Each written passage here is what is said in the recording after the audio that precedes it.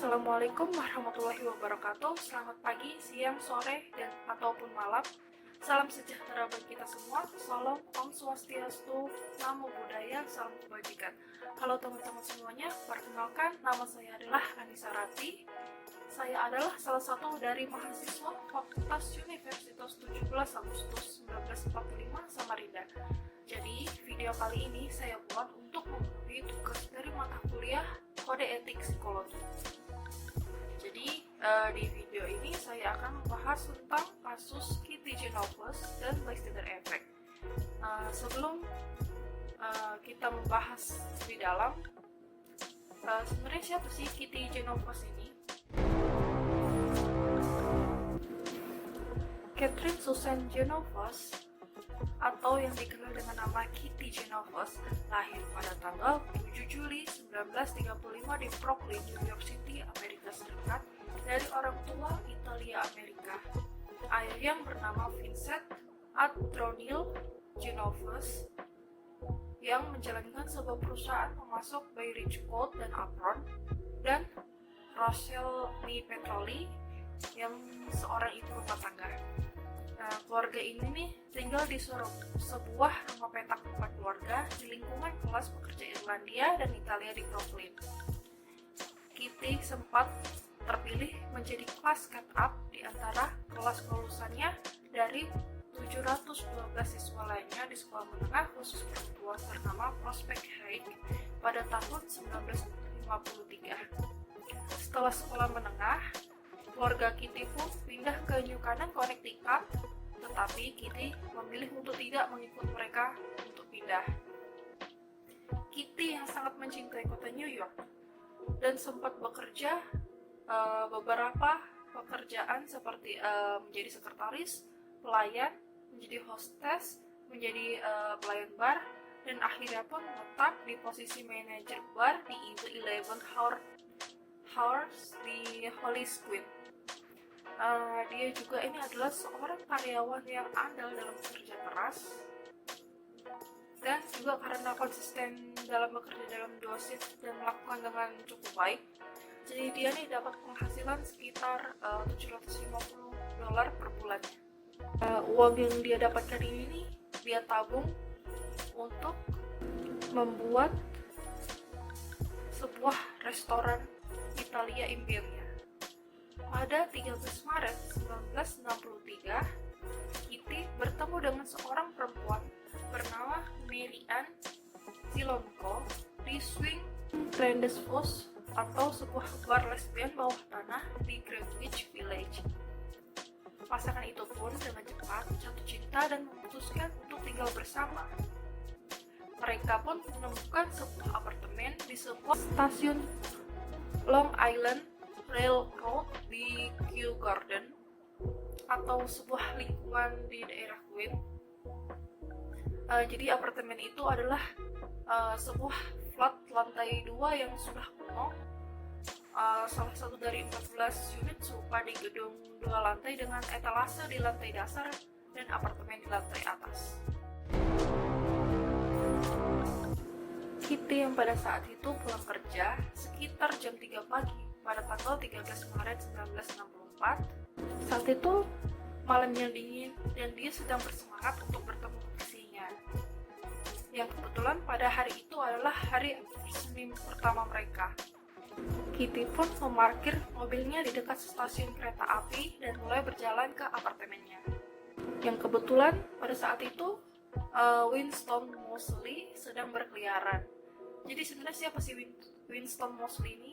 Jadi Winston Moseley ini adalah seorang pria sederhana dengan usia 28 tahun yang sedang meninggalkan istrinya yang sedang tidur dan 2 orang putra di South Ocean Park, Queens sekitar pukul 1 pagi untuk berkeliling mencari korban dengan pisau, berburu, bergerigi di sakunya. Sebenarnya nih dia hampir nyerah ketika sekitar pukul 3 pagi dia melihat Kitty menaiki Fiat merahnya. Moseley pun dengan cepat memutarbalikkan mobilnya dan mengikuti Kitty. Ketika Kitty parkir pun dia ikut parkir. Saat Kitty berjalan ke apartemennya, dia nih kayak mendengar sebuah langkah kaki. Kitty yang terkejut pun mulai berlari, tetapi Mosley yang lebih cepat pun menyusulnya dan menikam Kitty dari belakang dengan 2 tusukan. Kitty yang merasa kesakitan pun berteriak, "Oh my god, he stabbed me, help me." Seorang tetangga bernama Robert Moser yang melihat kejadian itu pun berteriak, "Let that girl alone." Mosley merasa kaget dan kabur. Kitty pun bangkit dan terluka parah dengan 2 tusuk.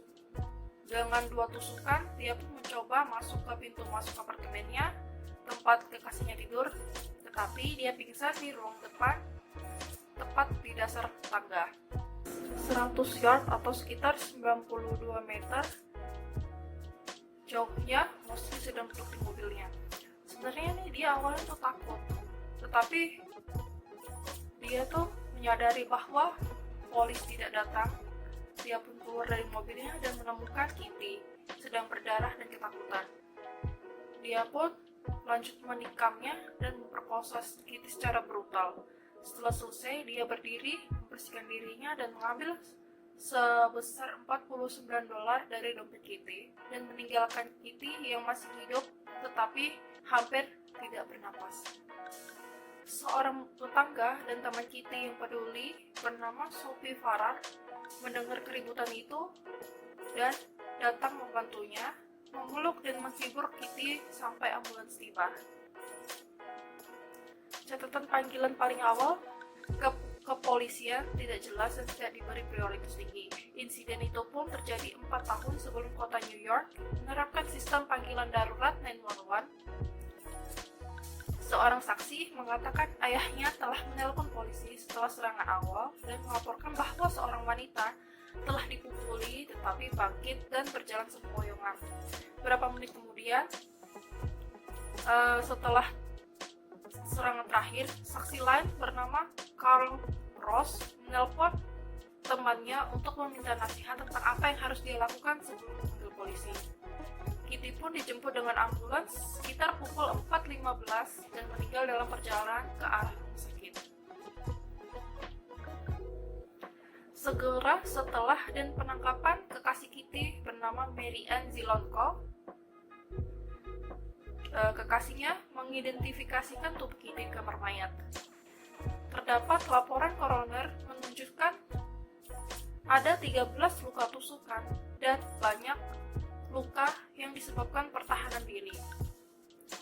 Jennifer telah berjuang keras dan mungkin masih hidup jika bantuan datang sebelum serangan kedua.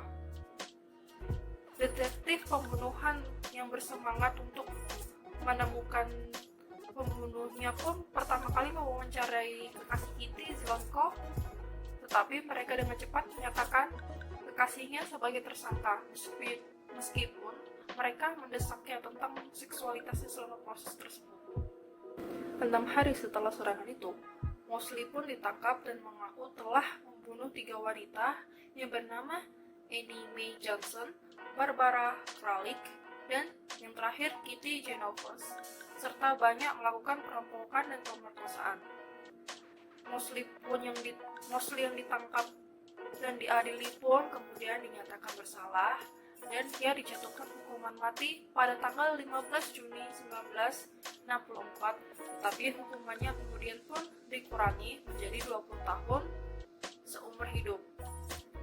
Mosley yang sempat melarikan diri pun setelah melarikan diri dari Attica pada tahun 1968, di mana saat itu dia menyandera seorang di Buffalo sebelum ditangkap kembali dan diberikan hukuman tambahan 30 tahun. Mosley pun sempat ditolak pembebasan bersyaratnya 18 kali dan dia pun akhirnya meninggal di penjara pada tanggal 28 Maret 2016 pada usia 41 tahun. Dia ini adalah salah satu narapidana terlama di New York pada saat kematiannya. Liputan media yang beredar, ada artikel pertama tentang pembunuhan Genovese muncul di New York Times pada hari Sabtu 14 Maret 1968 dengan uraian singkat yang hanya ada 4 paragraf berjudul Queen's Woman is Dead to Death in Front of Her.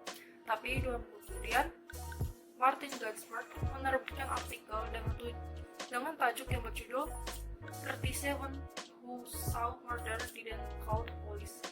Tajuk utama yang menarik perhatian diikuti oleh deskripsi bahkan yang lebih membingungkan. Berbunyi selama lebih dari setengah jam, ada 38 warga negara yang terhormat dan taat hukum di Queens menyaksikan seorang pembunuh menguntit dan menikam seorang wanita. Meskipun ini kemudian ditentukan bahwa banyak dari apa yang disebut fakta dalam karya Gansberg terlalu dilebih-lebihkan. Misalnya ada spekulasi bahwa beberapa saksi memang memanggil polisi selama penyerangan dan ada keraguan bahwa sebenarnya ada 37 penonton yang apatisi. Versi pembunuhan Genovese ini pun menjadi sebuah berita utama nasional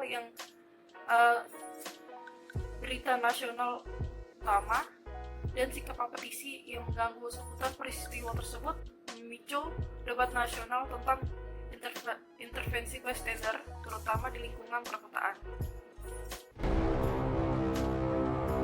Pada tahun 1968, John Darley dan Bibb Lante mengembangkan konsep psikologi sosial dikenal sebagai bystander effect setelah tertarik pada tanggapan apatisi terhadap pembunuhan Genovese, yang juga kadang-kadang disebut dengan Genovese syndrome.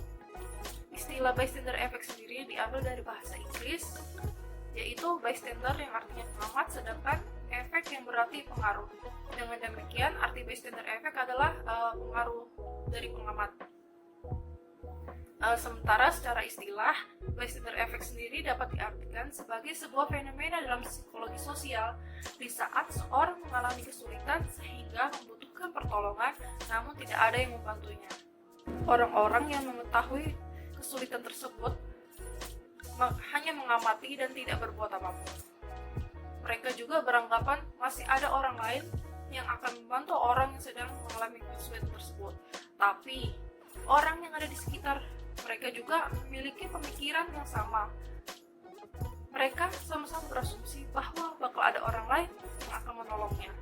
Akibatnya pun, masing-masing orang ini berharap ada orang lain selain dirinya yang akan memberikan bantuan kepada orang yang mengalami kesulitan tersebut. Bystander effect sendiri ini menunjukkan bahwa sebenarnya kehadiran orang lain itu dapat menghambat seseorang untuk membantu sesamanya yang sedang berada dalam kesulitan. Jadi ada penelitian mengenai bystander effect ini mengatakan bahwa kehadiran orang lain seakan memanipulasi keadaan sehingga akan ada orang lain yang menolong. Mengacu pada fenomena ini di mana individu lebih cenderung membantu pada saat dia sendirian daripada saat ditemani oleh orang lain. Ini juga melahirkan banyak studi psikologis tentang perilaku membantu dan juga berkontribusi pada pengembangan beberapa Good Samaritan Laws. Sayangnya, fenomena ini sendiri terjadi di setiap zaman dan diwariskan dari generasi ke generasi. Selain itu juga, pembunuhan Kitty Genovese telah dikreditkan dengan mendorong penerapan sistem 911 secara nasional pada tahun 1968. Pada saat kasus ini terjadi, warga yang bersangkutan harus menekan tombol 0 untuk operator atau nomor kantor polisi setempat yang kemudian masih harus diteruskan ke komunikasi biro dan kemudian harus diteruskan lagi ke kantor polisi.